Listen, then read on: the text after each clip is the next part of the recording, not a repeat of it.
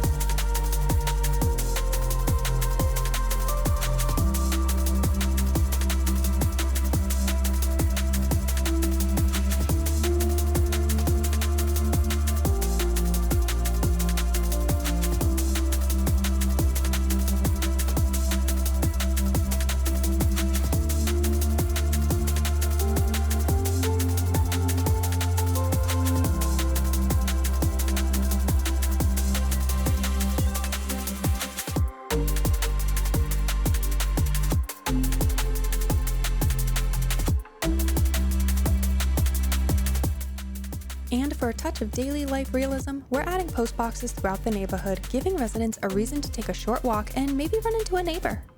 By connecting a playground at the end of a cul-de-sac to our path network and placing mailboxes along these same paths, we're building a neighborhood where kids can safely walk to play and residents can handle small errands on foot.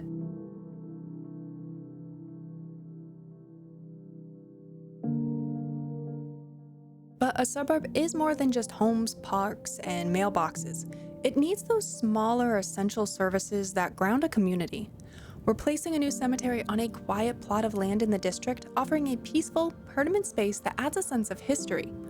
While today's episode is focused mainly on the local roads, the cemetery is admittedly an asset I find more suitable for a connector road. However, today we will place the vehicular entrance on the connector road and use the plethora of upgrades and add-ons to create decoration throughout the local road areas and perhaps a few extra pedestrian paths.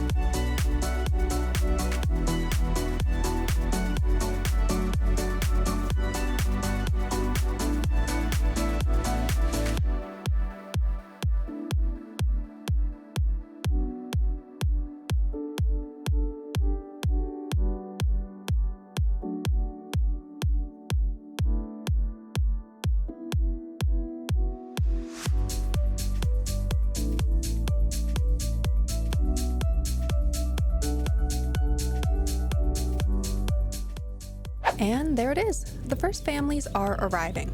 Where there was once just an empty road network, we now have the foundations of a new community. The first single-family homes are popping up along our quiet, winding streets, lights are turning on, and a new chapter for Eneida Bay is officially beginning. Let's take a final cinematic tour. From up high, you can see the logic of the system we've built. The single arterial flows smoothly. Branching from it, the collector roads form a great protective loop.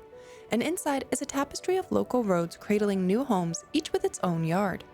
You can see the pedestrian paths creating a second, greener grid, connecting cul-de-sacs and leading directly to the central park areas. The playgrounds are carefully placed and are becoming the heart of each small enclave, and you can spot the community mailboxes encouraging short walks on the edge of the district. The new cemetery also honestly, that cemetery is amazing.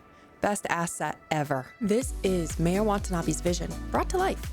It's a huge contrast to the dense vertical city we've been building for so long. Here, it's all about space, quiet, and the family home.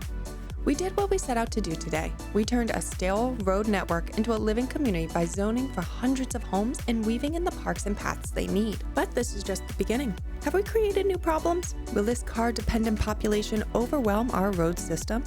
Will the drain of people from the core of downtown hurt our public transit numbers? Those are questions for future episodes. For now, we can be proud of this massive first step. The suburbs aren't just coming together anymore, they're actually here. Next time, we'll continue the expansion, perhaps by detailing the neighborhood further to make it really feel alive. The great suburban experiment has only just begun, so until next time, I hope everyone has a phenomenal week.